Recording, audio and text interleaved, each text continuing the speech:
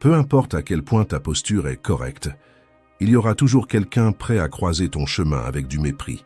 Et c'est exactement là que commence le test, parce que beaucoup de gens abandonnent le contrôle, soit ils explosent sous le coup de l'émotion, soit ils avalent leur colère et laissent ça les ronger de l'intérieur. Mais tu peux gérer ces situations d'une autre manière, imposer le respect, sans perdre ta dignité, sans crier, sans discuter, sans entrer dans son jeu. Aujourd'hui, je vais te montrer 7 attitudes qui mettent mal à l'aise celui qui te manque de respect. Ce sont des attitudes simples, pratiques et profondément déstabilisantes pour les personnes arrogantes. Des attitudes qui remettent les choses en place, changent le ton de la conversation et rendent la limite évidente sans avoir besoin de dire un mot. Reste jusqu'à la fin. Ces attitudes ne changent pas seulement la manière dont on te traite. Elles changent la posture avec laquelle tu avances dans le monde. On commence. Première attitude, ne te défends pas tout le temps. Il existe un réflexe presque automatique. Quand quelqu'un te remet en question, critique tes décisions ou te parle avec mépris, tu commences à expliquer, à parler plus que nécessaire, à entrer dans trop de détails, à organiser des arguments dans ta tête comme si tu étais au tribunal, en essayant de prouver que tu as fait le bon choix, que tu avais une raison valable, que tu n'as pas été irresponsable, que tu n'as pas tort. Ce que presque personne ne comprend, c'est qu'à ce moment-là, il ne se passe pas une conversation, il se passe un test. Quand tu te justifies trop, le message que tu envoies, ce n'est pas de la clarté, c'est de l'insécurité.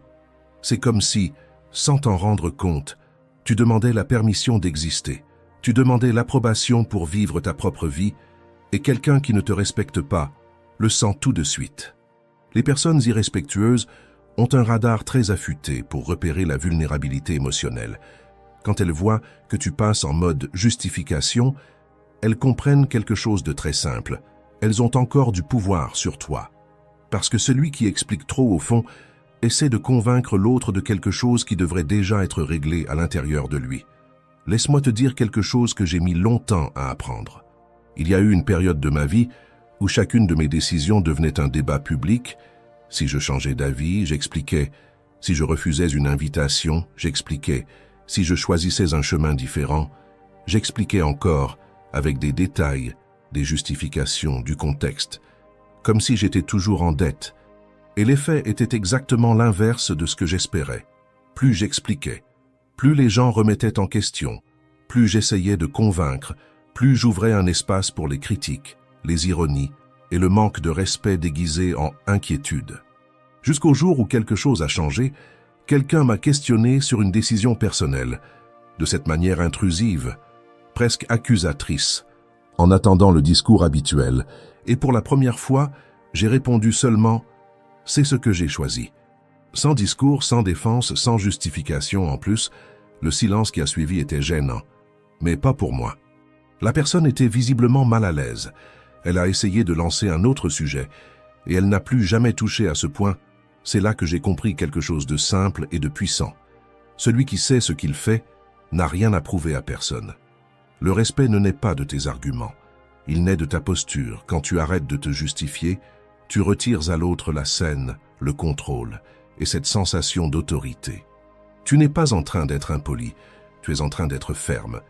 Et ça met mal à l'aise celui qui ne te respecte pas, parce que ça l'oblige à regarder son propre comportement, sans ta collaboration émotionnelle. L'absence d'explication est une limite silencieuse. Elle dit « mes choix ne sont pas à négocier ». Et plus tu pratiques ça, plus quelque chose change aussi en toi. Tu ressens moins le besoin d'approbation, moins d'angoisse quand on te questionne, plus de stabilité intérieure. Alors retiens ça. Quand quelqu'un essaye de te déstabiliser en exigeant des explications, essaye de répondre moins, une phrase courte, ou aucune. Observe les faits. Quelqu'un qui ne te respecte pas va se sentir petit, non pas parce que tu as attaqué, mais parce que tu ne t'es pas incliné. Et ce genre de posture calme et sûre désarme le manque de respect, comme peu de choses savent le faire. Deuxième attitude. Ne baisse les yeux devant personne.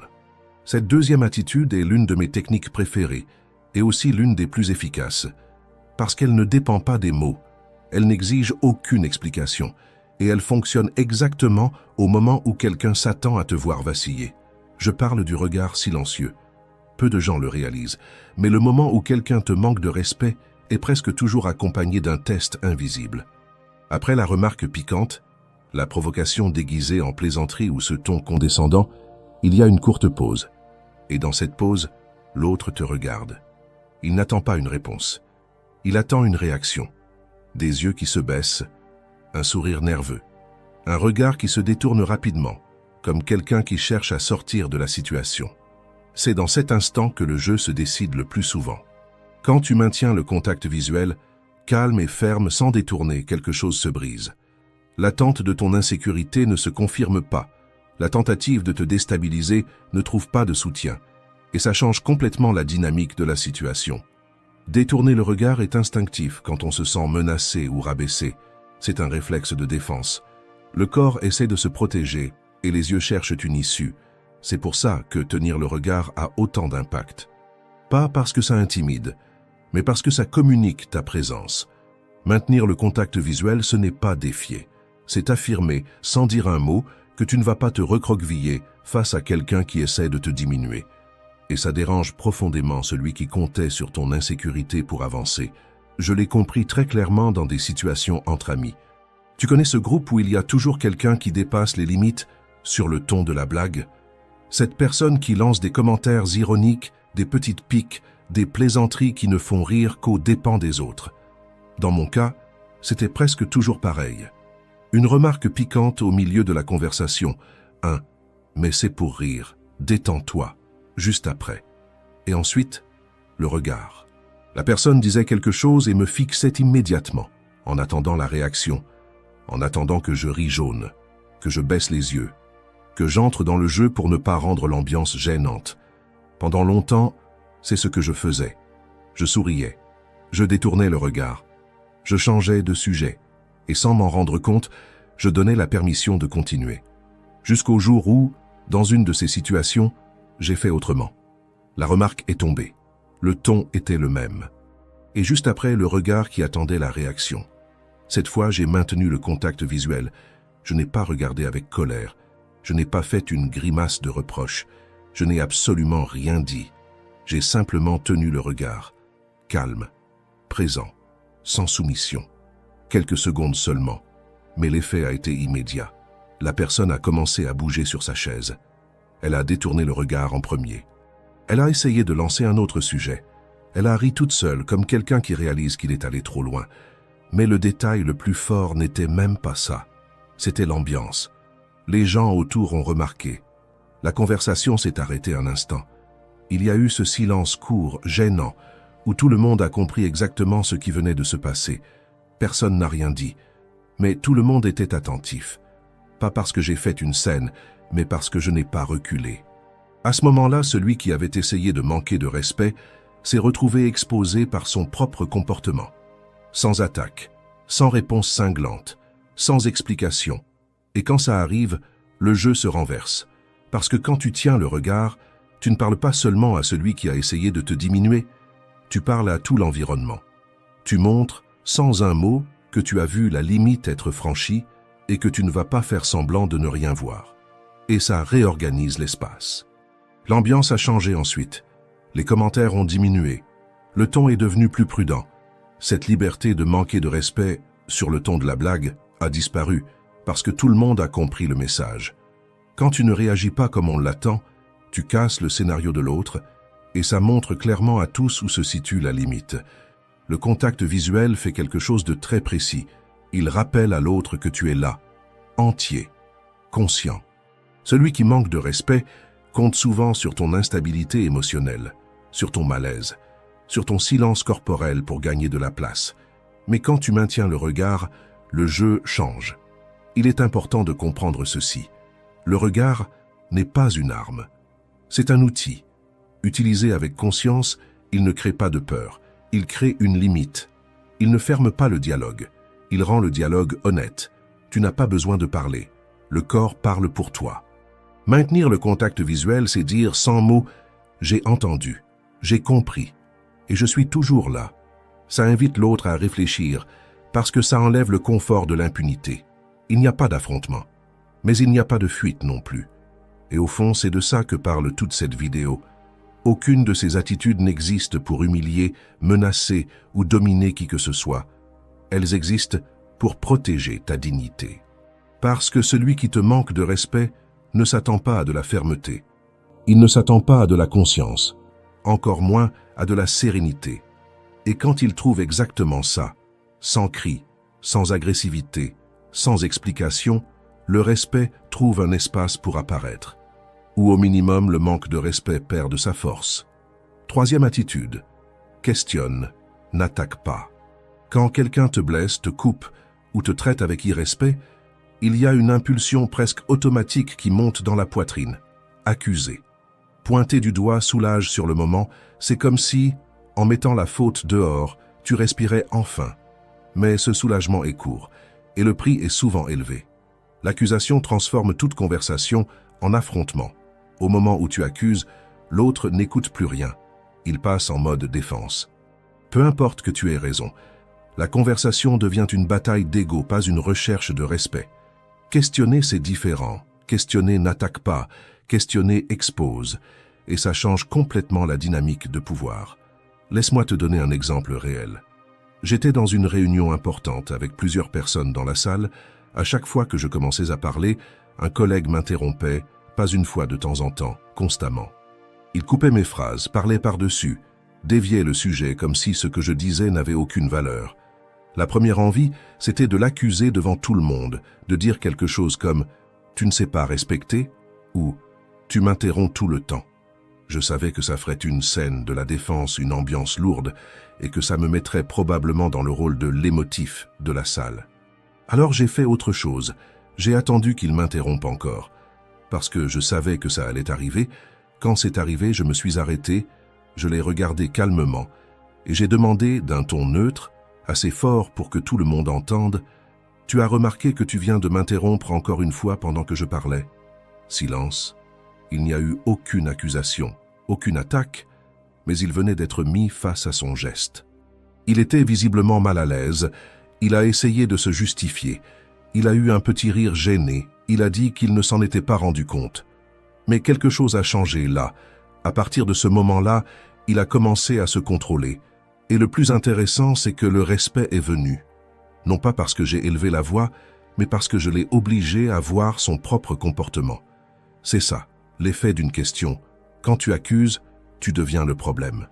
Quand tu questionnes, c'est le comportement qui devient le problème. Et il y a une vraie différence entre dire « tu ne me respectes jamais » et demander « tu as conscience de la manière dont ça a sonné pour moi ?» Dans la première phrase, tu n'es pas en train de parler de ce qui s'est passé, tu attaques la personne entière, tu la colles dans l'étiquette « irrespectueux ». Et quand quelqu'un se sent étiqueté, la réaction est automatique, défense, justification, contre-attaque. La conversation cesse d'être une question de respect et devient un combat d'ego, qui a raison, qui a tort. Alors que la deuxième question fait autre chose, elle n'accuse pas, elle expose, elle ne pousse pas, elle oblige l'autre à s'arrêter et à regarder son propre comportement. Au lieu de se défendre, la personne doit réfléchir. Au lieu de réagir, elle doit s'observer. Et ce petit instant de pause change tout. C'est pour ça que la première phrase crée de la résistance, et la deuxième crée de la conscience. L'une ferme des portes, l'autre ouvre un espace. Questionner, ce n'est pas ravaler, ce n'est pas se taire, c'est choisir la manière la plus intelligente de se positionner. Et en plus, questionner te protège aussi d'une chose importante, les mauvaises interprétations. Tout manque de respect n'est pas intentionnel. Parfois, ça vient de la précipitation, d'une négligence ou d'attentes qui n'ont jamais été dites à voix haute. Quand tu poses une question, tu crées de la place pour comprendre. Et quand il y a compréhension, le respect apparaît, ou au minimum, la limite devient claire. Et voici le point central. Questionner expose sans humilier, corrige sans attaquer, et impose le respect sans faire monter le conflit. Pour quelqu'un qui ne te respecte pas, c'est profondément déstabilisant, parce que ça lui enlève le rôle de victime, et ça lui met un miroir en face.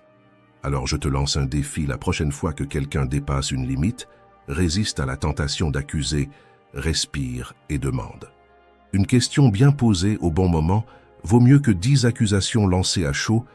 Elle ne change pas seulement la conversation, elle change la place que tu occupes à l'intérieur. Quatrième attitude, celle qui met mal à l'aise celui qui te manque de respect. Sois cordial, mais jamais trop accessible. Tu as déjà remarqué que certaines personnes ne commencent à te manquer de respect qu'après s'être senties trop à l'aise avec toi. Ce n'est pas un hasard. Il existe une ligne très subtile entre être poli et offrir de l'intimité. Et quand cette ligne est franchie, le respect part souvent avec elle. Beaucoup de gens confondent ces deux choses, et c'est exactement dans cette confusion que le manque de respect trouve de la place pour grandir. Être poli, c'est garder la civilité. C'est le bonjour, c'est un ton calme. C'est le respect de base que tu offres parce que ça dit quelque chose de toi, pas de la personne en face. L'intimité, c'est autre chose. L'intimité, c'est ouvrir un espace émotionnel. C'est sourire trop. C'est chercher la proximité. C'est agir comme s'il y avait un lien qui, en réalité, n'existe pas ou ne devrait pas exister. Quand quelqu'un ne te respecte pas, mélanger politesse et intimité est une erreur silencieuse. Parce que sans t'en rendre compte, tu envoies le mauvais message, malgré ton comportement, tu as encore accès à moi. Et les personnes irrespectueuses savent lire ça très bien. Traiter quelqu'un avec politesse, tout en gardant une distance émotionnelle. Ce n'est pas de la froideur, c'est de la protection. C'est toi qui dis, par ta posture et ta présence, je ne vais pas descendre à ton niveau, mais je ne vais pas non plus t'inviter à t'approcher. Je l'ai appris dans la vraie vie avant. J'insistais pour être trop cordial avec des gens qui dépassaient clairement les limites. Je souriais, je lançais la conversation. J'essayais de garder une ambiance légère, comme si ça allait résoudre le problème, mais l'effet était toujours le même. Plus j'avais l'air accessible, plus ces personnes se sentaient à l'aise pour continuer à me manquer de respect. Jusqu'au jour où j'ai changé quelque chose de simple, je suis resté poli, mais j'ai coupé tout signe d'intimité. Je saluais, je répondais avec respect, mais sans blague, sans proximité, sans cet effort inconscient de plaire. Et c'est là que l'ambiance a changé. Les gens ont commencé à peser leurs mots. Le ton a changé. Et celui qui se sentait à l'aise pour manquer de respect s'est mis à se sentir déplacé. Parce que la politesse sans intimité crée une limite invisible. Ça ne crée pas de confrontation. Mais ça ne crée pas d'ouverture non plus. Tu n'es pas en train d'être brutal, tu es en train d'être clair. Être poli sans montrer d'intimité, ça montre une maturité émotionnelle. Ça montre que tu n'as pas besoin de punir, de provoquer ou d'humilier qui que ce soit pour t'imposer. Tu n'offres simplement pas ce que l'autre n'a pas su respecter. Et ça, pour quelqu'un qui ne te respecte pas, c'est profondément déstabilisant parce que ces personnes se nourrissent souvent de réactions émotionnelles, de proximité forcée, d'ouverture excessive. Quand elles tombent sur quelqu'un de calme, poli et distant en même temps, elles ne savent pas comment agir. Il n'y a pas de conflit, il n'y a pas de drame, mais il n'y a pas d'accès, et cet équilibre est puissant. Alors retiens ça, la prochaine fois que quelqu'un te traite avec irrespect, ne change pas qui tu es, change le niveau d'accès, sois poli, sois serein, mais garde la porte émotionnelle fermée. Tu ne dois pas d'intimité à quelqu'un qui ne montre pas de respect, et quand tu comprends ça, quelque chose change, l'autre comprend qu'il ne peut pas dépasser les limites sans perdre de la place. Cette posture ne crie pas, ne menace pas, mais elle dit clairement « Je sais qui je suis et je sais jusqu'où tu peux aller ». Et peu de choses désarment plus le manque de respect que ça. 5e attitude. Ne montre pas de dépendance. Les gens sentent quand tu as besoin de rester. Et quand ils le sentent, ils testent jusqu'où ils peuvent aller. Il y a une vérité simple et inconfortable derrière ça. Au moment où quelqu'un comprend que tu dépends de cette relation, de ce travail ou de cet environnement, le respect commence à t'échapper. La dépendance change la dynamique. Elle te met dans une position d'attente, d'acceptation, de tolérance excessive. Et les personnes irrespectueuses repèrent ça très vite. C'est pour ça que montrer que tu as d'autres options est l'une des attitudes les plus puissantes qui existent. Et je veux que ce soit très clair dès maintenant. Montrer que tu as des options. Ce n'est pas menacer. Ce n'est pas faire des jeux psychologiques. Ce n'est pas brandir quoi que ce soit sous le nez de quelqu'un. C'est une posture. C'est une vie en mouvement. Quand ta vie tourne autour d'une seule personne, d'un seul lieu ou d'une seule approbation, tu commences à accepter des miettes. Tu tolères des remarques piquantes, tu ravales des situations inconfortables. Tu baisses la tête pour ne pas perdre quelque chose que, au fond, tu crois devoir absolument garder. Mais quand tu as des options, quelque chose change à l'intérieur. Tu ne mendis pas l'attention. Tu ne supplies pas le respect. Tu ne te rapetisses pas pour tenir dans une case. Parce que tu sais que tu peux choisir. Je l'ai appris de façon très concrète, au travail. Il y a eu une période où j'étais dans un endroit où le manque de respect n'était jamais direct. Personne ne levait la voix. Personne ne faisait de critiques explicites. C'était ce manque de respect que seul celui qui l'a vécu sait reconnaître. En réunion, par exemple, je proposais une idée. Je parlais pendant 2 ou 3 minutes et le sujet mourait. Silence, quelques regards ailleurs, et la réunion continuait comme si je n'avais rien dit. 5 minutes plus tard, quelqu'un répétait pratiquement la même idée. Et là, il y avait des hochements de tête, des bonnes remarques, des « ça se tient ». Et toi, tu restes là, assis, à te demander si tu deviens fou. Il y avait aussi les décisions prises en dehors des réunions, des projets que je découvrais seulement après qu'ils avaient déjà été décidés, des emails importants où mon nom n'apparaissait même pas. Rien d'assez explicite pour confronter, mais assez récurrent pour peser. Et le pire, c'était cette sensation permanente de devoir prouver ma valeur, arriver plus tôt, trop expliquer, accepter des tâches en plus pour ne pas avoir l'air difficile, comme si j'étais toujours redevable, comme si je devais toujours justifier ma place. Avec le temps, le problème est devenu évident, j'avais besoin de cet environnement. J'avais besoin de ce poste. J'avais besoin de me sentir reconnu par mes collègues, par mon chef. Et quand les gens perçoivent ça, même inconsciemment, le respect commence à s'écouler. Le tournant n'est pas venu d'une discussion dure. Ce n'est pas venu d'un ultimatum. Ce n'est pas venu d'une menace à peine voilée. C'est venu d'un mouvement silencieux. Je n'ai rien annoncé. Je n'ai pas dit que je cherchais une autre opportunité. Je n'ai pas cherché à montrer quoi que ce soit. J'ai simplement commencé à construire des alternatives. J'ai développé des projets en parallèle. J'ai investi dans des compétences qui me donnaient de l'autonomie. J'ai élargi mon champ de possibilités en dehors de cet endroit. Et quelque chose de curieux s'est produit. Mon comportement a changé avant même qu'un seul mot ne soit prononcé. J'ai moins cherché à me justifier. J'ai arrêté d'accepter n'importe quoi. J'ai arrêté de montrer cette urgence à plaire. Et les gens l'ont remarqué. Le ton en réunion a changé. On m'a davantage écouté. Les décisions ont recommencé à m'inclure. Les conversations sont devenues plus prudentes. Pas parce que quelqu'un a eu peur, mais parce que c'était clair que je n'étais pas coincé. Quand quelqu'un comprend que tu as des options, que tu peux avancer à tout moment, il réfléchit à 2 fois avant de te traiter mal. Le respect cesse d'être optionnel. C'est ça qui met mal à l'aise celui qui te manque de respect. Pas parce que tu l'as défié, mais parce que tu as montré, par tes actes, que tu ne dépends pas. Et ça dérange profondément.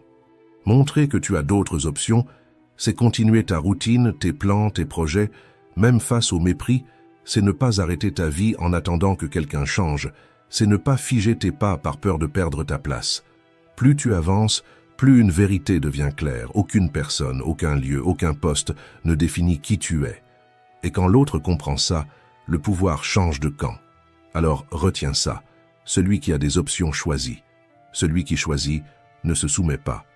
Et celui qui ne se soumet pas impose naturellement le respect, sans menace, sans affrontement, sans explication, juste en avançant. 6e attitude, fais comprendre clairement que plaire n'est pas ta priorité. Combien de fois tu t'es manqué de respect juste pour ne pas déplaire à quelqu'un? Chaque fois que ça arrive, quelque chose change dans la relation et presque toujours, le respect est la première chose à disparaître. Quand tu dis « oui », alors que tu veux dire « non ». Quand tu ris pour éviter un malaise. Quand tu acceptes des choses qui n'ont aucun sens juste pour ne pas passer pour quelqu'un de compliqué. Le message est clair, même si tu ne le dis jamais à voix haute, « j'ai besoin que tu m'aimes ». Et à partir de ce moment, le respect commence à s'évaporer. Parce que celui qui comprend que tu as besoin de plaire, comprend 2 choses très vite, qu'il peut exiger plus qu'il ne devrait, et que tu mettras rarement des limites. Mais voici quelque chose d'important. Arrêter de plaire, ce n'est pas être froid, grossier ou distant. C'est poser les pieds au sol et comprendre que ta présence, ton temps et tes décisions n'ont pas à passer par une approbation extérieure. Tout le monde ne sera pas d'accord avec toi. Tout le monde n'aimera pas tes choix, et c'est très bien comme ça. Le malaise que ça provoque chez les autres n'est pas ta responsabilité. J'ai mis longtemps à le comprendre. J'ai grandi en croyant que pour avoir de la valeur, je devais être accepté. Que plaire était la manière la plus sûre d'appartenir. Que dire « oui » gardait les gens près de moi et que dire non mettait tout en danger. Et cette idée s'est infiltrée dans ma vie d'adulte sans que je m'en rende compte. J'acceptais des invitations alors que j'étais épuisé, juste pour ne pas avoir l'air distant. J'allais à des rendez-vous que je ne voulais pas. Je restais plus longtemps que je ne pouvais. Je riais à des choses qui n'étaient pas drôles. Dans les amitiés, par exemple, j'étais toujours disponible. Je répondais vite. J'écoutais des confidences interminables. J'annulais mes propres plans pour aider. Mais quand j'avais besoin de quelque chose, la réponse tardait. Quand je parlais, le sujet changeait. Quand je disais que j'étais fatigué, on me répondait « Oh, mais c'est rapide ». Et ça s'installe petit à petit. Des messages qui arrivent tard le soir, comme si ton temps n'avait aucune valeur. Des demandes de service à la dernière minute, toujours avec cette attente implicite que tu allais trouver une solution. Et quand, pour la première fois, tu ne pouvais pas, il y avait le silence, ou un ton froid, ou cette culpabilité subtile, comme si tu avais enfreint une règle qui n'avait jamais été dite. C'est ça, le manque de respect déguisé. Il ne crie pas. Il s'appuie sur ta disponibilité. Et plus tu essaies de plaire, plus cet espace est occupé. Jusqu'au moment où j'ai commencé à changer quelque chose de simple. J'ai commencé à dire non quand ça n'avait pas de sens. J'ai arrêté de trop justifier mes décisions. J'ai arrêté de rire automatiquement à tout. Je n'ai pas fait de discours. Je n'ai pas annoncé de changement d'attitude. J'ai simplement arrêté de me trahir pour préserver le confort des autres. Et alors, le tournant est arrivé. Certaines personnes ont trouvé ça étrange. Elles ont été agacées. Elles se sont éloignées. Mais d'autres ont complètement changé leur manière de me traiter. Les messages sont devenus plus respectueux. Les demandes sont arrivées avec plus de considération. Le ton a changé. Parce que quand tu montres clairement que tu n'as pas besoin de plaire, tu montres clairement que tu ne peux pas être utilisé émotionnellement. C'est ça qui met mal à l'aise celui qui te manque de respect. Pas parce que tu l'as affronté, mais parce que tu es sorti du rôle de celui qui est toujours disponible, toujours compréhensif, toujours adaptable. Quand tu n'as pas besoin de plaire, personne ne peut te manipuler par la peur du rejet. Et quand cette peur disparaît, le respect retrouve sa place. Si tu dois retenir une seule chose de cette vidéo, retiens ça. Tu n'as pas besoin de sourire quand tu es fatigué. Tu n'as pas besoin d'accepter tout pour ne pas paraître antipathique. Tu n'as pas besoin de te justifier pour éviter que quelqu'un soit contrarié. Arrêter de plaire ne t'isole pas. Ça t'aligne. Et quand tu t'alignes avec toi-même, le monde apprend très vite jusqu'où il peut aller. 7e attitude. Ne laisse pas le manque de respect changer qui tu es. Il y a quelque chose de plus dangereux que d'être traité sans respect. C'est de devenir quelqu'un de plus petit à cause de ça. Parce que quand quelqu'un te traite mal, l'attaque n'est pas seulement extérieure. Elle essaie d'entrer.